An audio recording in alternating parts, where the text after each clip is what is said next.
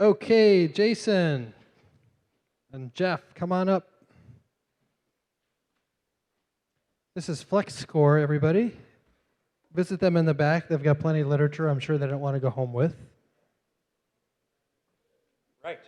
And then we'll be doing shots at their table later, too. It's heavy, right? Yeah. I'm sure you had Sarah carried in, too. Hey, first person to guess Jeff's height gets a free drink. Yes. Somebody, anybody. And you buy me one. I heard a 6'6", 6'6" is short. I heard somebody said it. 6'9". 6'9". Holy moly, you get a free Yeah. drink. Hey, the next game we're going to play is how much does Jeff weigh? Yeah. Yeah. So let me tell you a little bit. Our parent company, while we're getting set up here, our parent company, he's going to need a stand on top of that as well, There you go. is Fat Donkey. So my last name is Gordo, his last name is Burrow, and in Espanol, that's Fat Donkey. There So you go. together we make up the team Fat Donkey, and we are proud to present FlexScore, which is financial advice for the rest of us. I'm Jason Gordo, the CEO, and this is my personal bodyguard, Jeff Burrow, and the best business partner a guy could have, and the president of our company. So what have we done? We've taken the complex personal financial planning, which is what our background is in, and we've gamified it. What we've done is we've tied together a number of industry standards, assigned a scoring system to those industry standards, and as a user comes on and fills out their profile, they tell us a little bit about themselves and they tell us what they want to achieve financially. And based on that information, we give them, through our patent pending algorithm, a single financial health score to focus on. And today we're going to get into the actual logged in webpage. This is Mr. Blow, Joe Blow, and his financial score, or his details are his assets, his debts. He's going to tell us a little bit about his cash position, his debt situation, what he wants to achieve in the future as it relates to his money. And then we put a score to that and customize action steps to follow to achieve that score over time. So Mr. Blow, his score is 536 today. And we get this by a data aggregation tool. So he goes on and tells us his usernames and passwords to his bank account and his 401k and his IRA, his credit cards, and we're able to aggregate all that data and then come up with a score based on his future goals. And that's his flex score, 536. So if we scroll down, we can see his customized action steps and what he needs to follow based on his personal situation to achieve the goals that he set for himself. So let's click on one of these. Let's actually go through an action step. How about refinance credit cards? So again, his score was 537, and he has 2 credit cards. Actually he has 3. He has a Discover, a Chase, and a Capital One, and he's paying higher than market interest rates on all those credit cards. So we know if he refinances those credit cards, he's going to lower the cost of debt payments each month and be able to put more towards his 401k or that bigger house or that nice car or educating the children and grandchildren. So let's click through the debt. Let's assume that we went to Bankrate, which is one of our product partners, and we selected a credit card. Well, we're going to show you the impact on the score just by changing the interest rate on the credit cards that he already has. So like the Capital One card, Jeff, we're going to change his interest rate from 16% to 5%. So we've changed the interest rate on 2 credit cards. That should have a positive impact on his flex score. So let's go and see. This is live. Let's see what happened. Joe Blow, financial accounts. Oops, hold on one second there.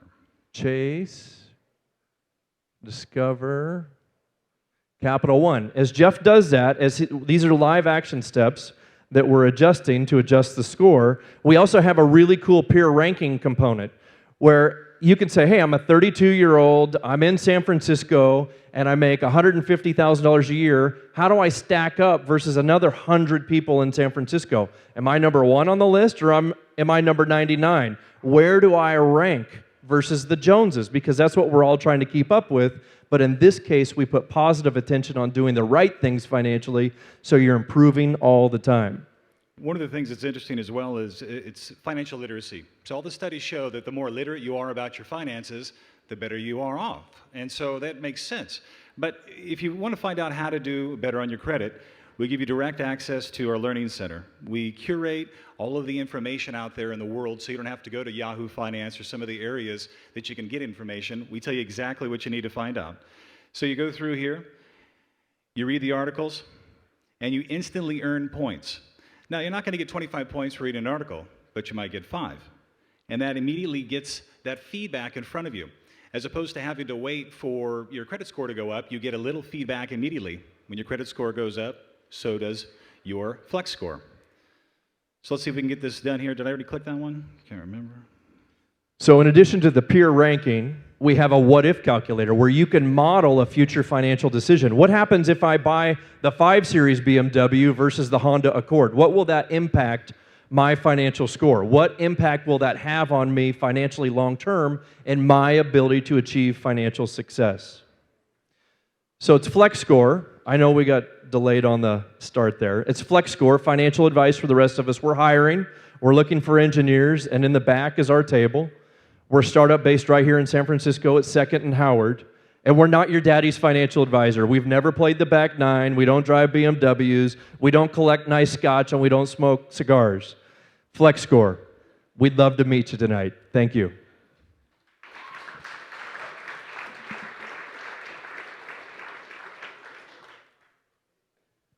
Thank you, gentlemen. Good stuff. Hands up high for FlexScore. So I'm gonna ask. So folks, they have a love-hate relationship with their FICO score, right? Yep. It's something that they wish they didn't have to check up on. Are you just adding another number into people's lives that they just don't want to know about? We're adding a number that matters. Your FICO score only matters when you go to borrow something. This number is representative of what you want to achieve financially, how you want to do financially, and what you need to do to achieve those goals. So it's based on 1,000 points. It's a patent-pending algorithm, and those action steps get you closer to success. So when you score 1,000, you don't have to go to work tomorrow. That's the objective, is you want to get to 1,000 points because that means that you're financially independent based on the goals that you establish and set for yourself. I have 2 questions for you. The first one is, how close is the score to the FICO score? It's not close at all. No, oh, I see. He's in the back. Yeah, Okay. it's based entirely on different things.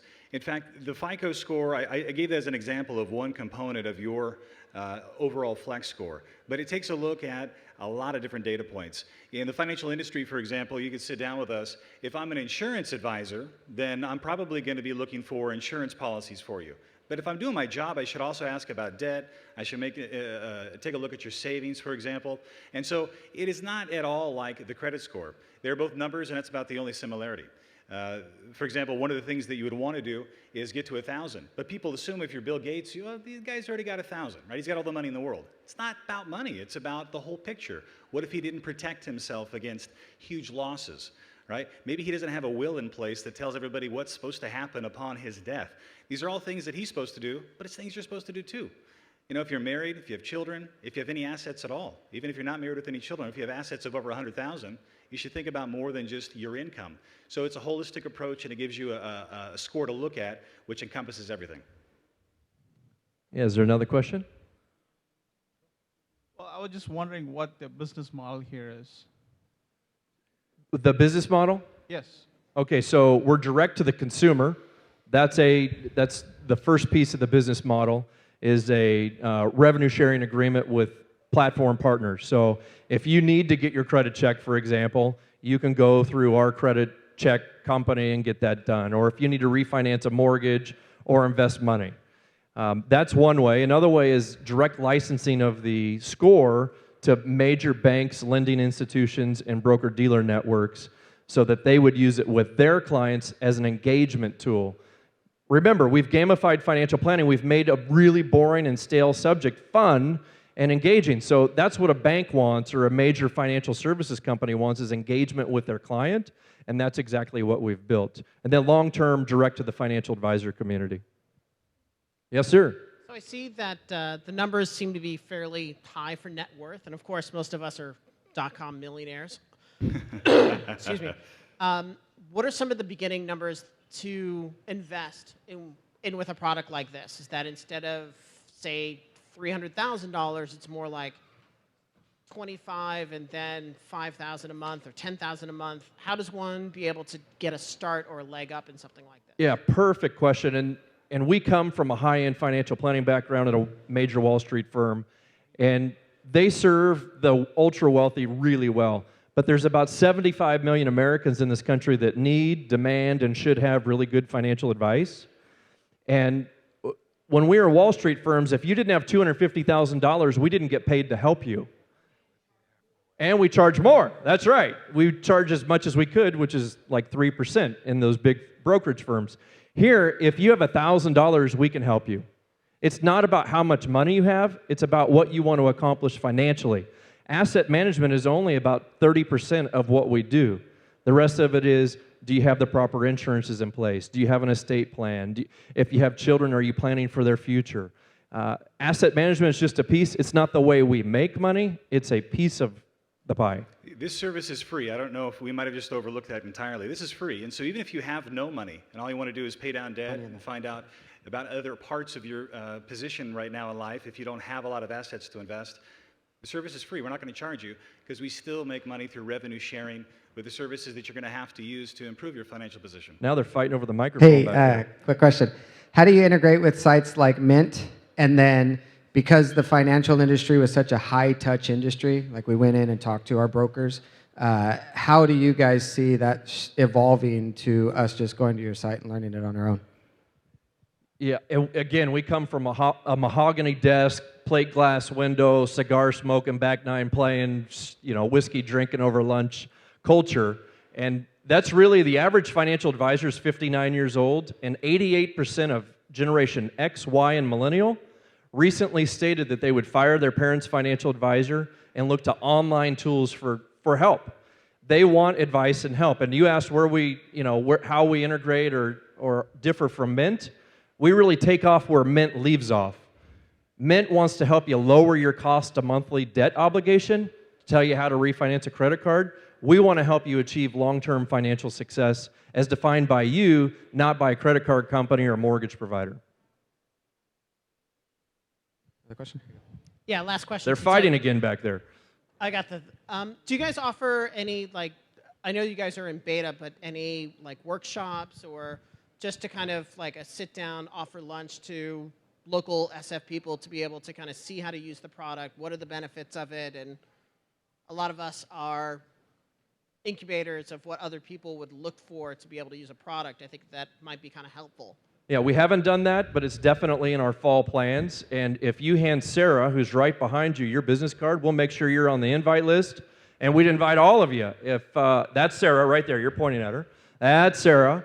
And remember, we're hiring engineers, and we'd love to connect in a marketing event and come tell us what you want to know, and we'll help you. Thank you. There's a code, right? There is a code, an access token. Yes, sir. What is it? It's SFNT something, but I forget. Sarah, do you remember? What is the access token, Sarah? Oh, my goodness. SF Tech Flex. If you guys want to become beta members, just email us. You guys ready for this? Come get our card. We also have a book that we've written that's back there on the table to tell you all about the store, but it's SF Tech Flex. Flex. That's your We need to work gateway on access tokens. Couldn't make it easier. And jobs@flexscore.com. If you're an engineer, we're looking for those guys too. So send us your resume. Thanks, guys. Thank you guys very much. Thank you so much. FlexScore. Right on.